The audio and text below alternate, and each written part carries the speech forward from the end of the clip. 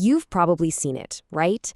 That video that's been making the rounds. The one that claims to have finally, once and for all, settled the great engine oil debate. 0W20 versus 5W30. I mean, it's got hundreds of thousands of views and it looks super scientific. But the claim it makes is so huge, so definitive, we just had to see if it was the real deal. So here's the bombshell claim right at the heart of the video. It says a massive 50-engine study proved that the thicker 5W30 oil protects your engine way better than the thinner 0W20. I mean, it sounds so official, doesn't it? It sounds scientific. It sounds like the case is closed. But is it really? You know, a claim that big, especially coming from a slick AI-generated video with a robotic voice, well, it deserves a much closer look. So we started to do some digging. We wanted to find the source of this incredible study. Now, the video credits all its data to this very official-sounding organization, the Automotive Testing Institute of North America. Sounds legit, right? It's got all the right words in it. It feels like a credible professional research group. There's just one tiny problem. Yeah, it's totally made up. It doesn't exist. A quick search and you'll find nothing. It's a complete fabrication.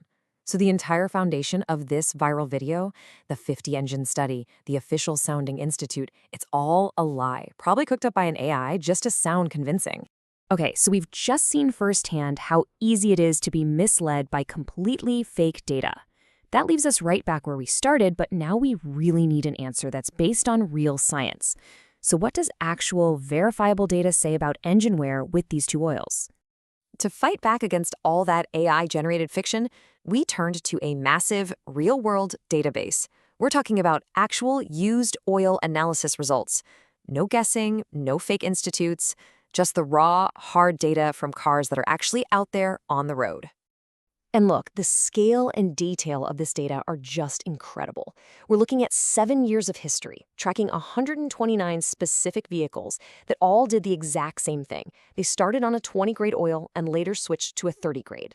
This setup gives us the perfect before and after picture. So, with this really powerful data set in hand, we run the numbers. And honestly, at first glance, the results seem to suggest the AI video was actually right. I mean, what we found looked like an absolute slam dunk. And this chart just shows it brilliantly. Just look at that difference. The average engine wear we saw with the 0W20 oil was way, way higher than with the 5W30. We're talking about a huge drop, from about 65 parts per million of wear metals all the way down to 20. It's a massive, undeniable difference. So that's it then. The thicker oil is obviously better, end of story. The data is crystal clear. But if you've learned anything so far today, it should be this. Data without context can be the most dangerous lie of all. There's something absolutely critical missing from this picture. The missing piece of this whole puzzle is a phenomenon that every single new engine goes through, and it completely changes how we see that last chart. It's called the break-in effect. So for the first 10,000 miles or so of an engine's life, there's this period of much higher wear. Think about it. All the new metal surfaces are grinding against each other for the first time, getting settled. So the wear metals you find in the oil during this break-in period are naturally way, way higher than they'll ever be again. And here is the big twist. That slam dunk chart, it wasn't really comparing 0W20 to 5W30 at all. See, because drivers started with the factory fill 0W20 and then switched, what we were actually comparing was the very first oil change loaded with all that break-in wear to the second oil change after the engine had started to calm down.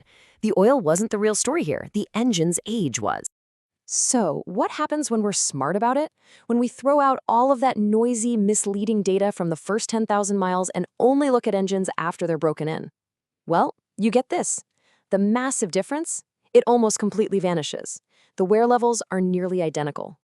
And that right there is the key takeaway. For the vast majority of gasoline engines, once you get past that initial break-in period, there is no statistically significant difference in engine wear between a 20-grade and a 30-grade oil. The internet fear-mongering is just that, fear.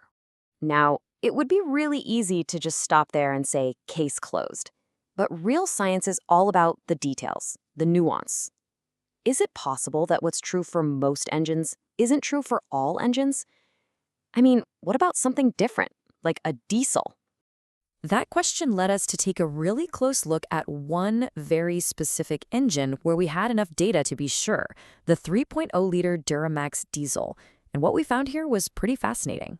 And in this case, we are truly comparing apples to apples. These oils have the exact same additive chemistry. The only real difference is the viscosity. And for this specific diesel engine, even after break-in, moving from the factory 0W20 to a heavier 0W40 clearly resulted in lower engine wear. So, what's the bottom line? After debunking the AI lie and digging through years of real-world data, what have we actually learned? Who is the real winner in this huge oil debate? Well, it really boils down to this. First, you have to be skeptical, especially of anonymous, AI-generated stuff that's designed to get clicks. Second, context is everything. Data can be twisted to tell any story you want if you hide the full picture. Third, any oil analysis on an engine with less than 10,000 miles is basically useless for comparing oils.